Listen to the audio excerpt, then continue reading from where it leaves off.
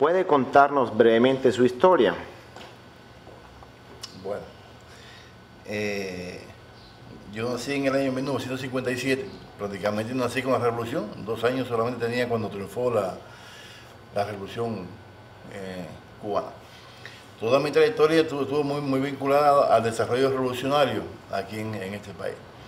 Yo procedo de la clase social más pobre de la sociedad camagüeyana, o sea que mi vinculación con la revolución siempre ha sido muy estrecha. Mi familia siempre estuvo vinculada hacia el sentimiento revolucionario de los dirigentes cubanos. Soy de Camagüey, provincia del interior de la isla. Estudié desde muy jovencito en escuela militar, empecé en los Camelitos, que es una vocacional con un rigor semimilitar. Estudié en la escuela de cadete, aquí en La Habana, me hice oficial de artillería.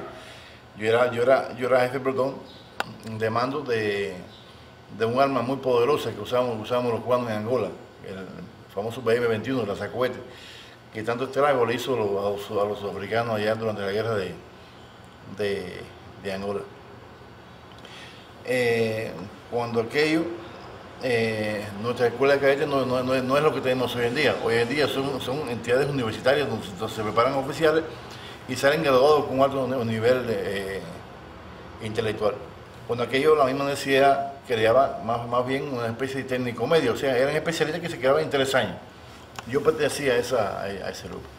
Me gradué de oficial de las Fuerzas Armadas, cumplí mi primera misión en Angola, o sea, yo participé en la guerra de Angola, tuve buenos resultados, regresé a Cuba y de ahí salí para cumplir mi segunda misión en Etiopía. En estos días, durante una acción combativa, caí en una emboscada, mataron a todos mis compañeros y caí yo en manos del enemigo. Ya digo, ahí murió todo el mundo excepto yo. Fueron 10 años, 7 meses y un día luchando contra la soledad.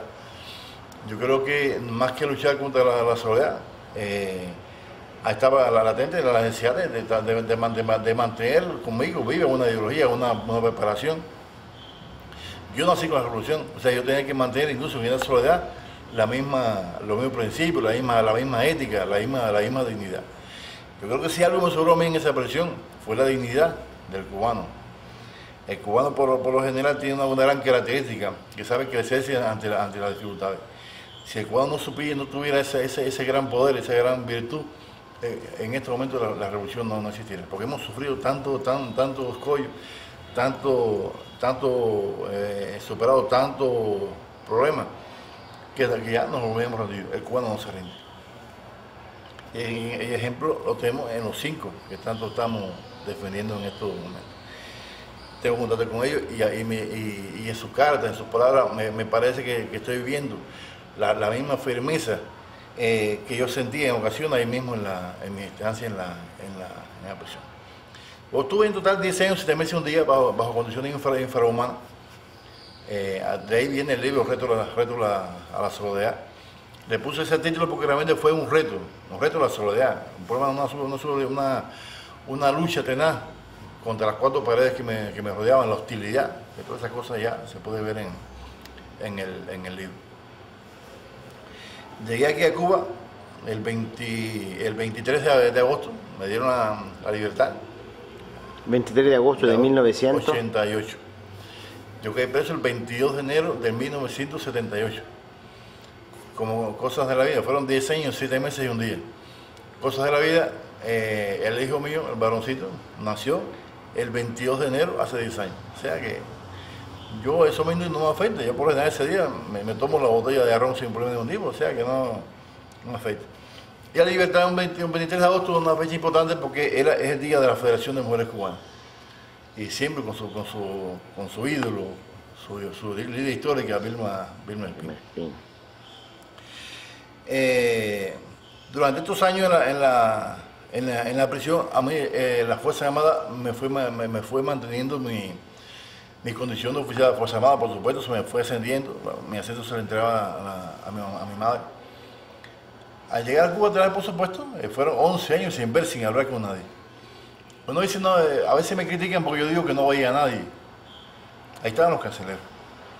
Pero es que para una persona, bajo esas condiciones, los carceleros no son seres humanos, son objetos más de la prisión. Y yo por supuesto, me da pena que no piense como humanismo, pero realmente no eran seres humanos, eran objetos más. Y de ellos radiaba ese amigo una hostilidad muy grande, una hostilidad avasalladora que me hacía sentir miserable. Y me tenía que defender contra ese mundo de hostilidad.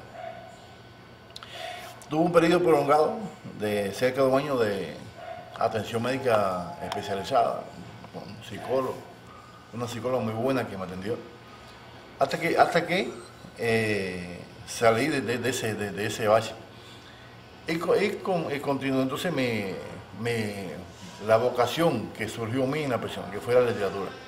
Ya yo desde niño había tenido mis primeros pasos en la literatura, había escrito una novela, mucha poesía, pero siempre era aventuras ocultas. Mira, cuando aquello, por ejemplo, me encantaba la poesía, pero en los primeros años de la revolución, en un país tan machista como es el cubano, un niño de 8 años que escribía una poesía era un tabú. Era un tabú. No teníamos todo el desarrollo cultural que tenemos ahora. Y ya es todo lo contrario. En este momento cualquier niño que demuestre una intención literaria, por supuesto hay escuelas, hay pronósticos para ayudarlo. ¿A qué tiempo no era así?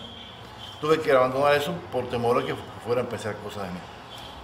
Pero sin embargo, hay una presión con el mismo contacto con la literatura, fueron casi 11 años que podía leer, podía analizar, pude escribir.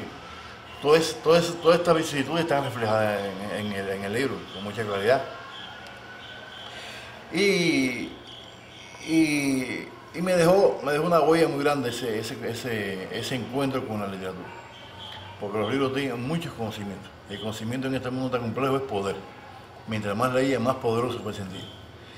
Y a ese niño que cayó preso a los 20 años, que tenía una gran preparación militar y política, pero sin embargo una preparación cultural dejaba mucho que desear. Tenía mucho que desear. O sea que tenía una preparación militar adecuada. Yo podía poner el cohete donde yo quería. Pero sin embargo me faltaba ese bagaje cultural que me convirtiera en un verdadero intelectual. En la prisión lo logré. No fue en la universidad. No, en la prisión yo lo que hice fue que leí mucho conocimiento. Eso en inglés se llama pocket knowledge. O sea que son muchos conocimientos de bolsillo. Son tantos poquitos de conocimiento que al final, cuando uno los reúne, se da cuenta que ha alcanzado un nivel intelectual muy elevado. Yo leía eso de todo, hacía de todo. Incluso muchas de las cosas que yo hice concebí en la prisión, cosas muy bonitas que no creo que tengamos tiempo para analizarlo ahora. Lo estoy realizando en este momento. Hice experimentos en la agricultura, para cómo ayudar a la producción de alimentos, el problema de la vivienda. Al llegar a Cuba, por supuesto, me ridiculizaron, ¿no? Se reían de mí a mi espalda, yo me complejé y dije eso. Ya lo volví a retomar. Y ha tenido un resultado muy positivo. Ya en este momento el sistema mío está implantado en varias provincias del país y tengo un apoyo estatal al 100%. O sea que me dediqué por entero a una vida normal. No, si bien al principio me vi sepultado por una protección exquisita del Estado. Me di cuenta que yo no podía vivir toda la vida así. El Estado cubano, las Fuerzas Armadas en particular, fueron mi salvación, porque en otros países, esto es una cosa que muy interesante con los delegados del Comité Internacional de la Cruz Roja, que tienen muchos problemas a la hora de repatriar a los prisioneros de guerra. Y sin embargo, yo llego a Cuba, no solamente me aceptan, me reciben con los brazos abiertos, a mí hicieron un recibimiento exquisito en el Cacahual. El ministro de la Fuerza Armada personalmente me llevó para el hospital, se preocupó constantemente, el comandante también. Y por encima de eso me hacen héroe de la República de Cuba, personalmente el comandante. O sea que una muestra de respeto, de lo que realmente debe hacer todos los países por su prisioneros de guerra, y no lo que está pasando en este momento, que muchos países los rechazan. Sí. Es como un acto de cobardía haber caído en manos del enemigo. Somos un país muy civilizado y muy consciente con respecto a estas cosas. Seguí en las Fuerzas Armadas, si bien no tengo misiones de tropa, ¿no? O sea que he tenido esa gran facilidad. Las Fuerzas Armadas me han dado la posibilidad de trabajar donde yo he querido, de hacer lo que yo he querido. Y yo te siento y sentiré todavía un agradecimiento muy grande por eso.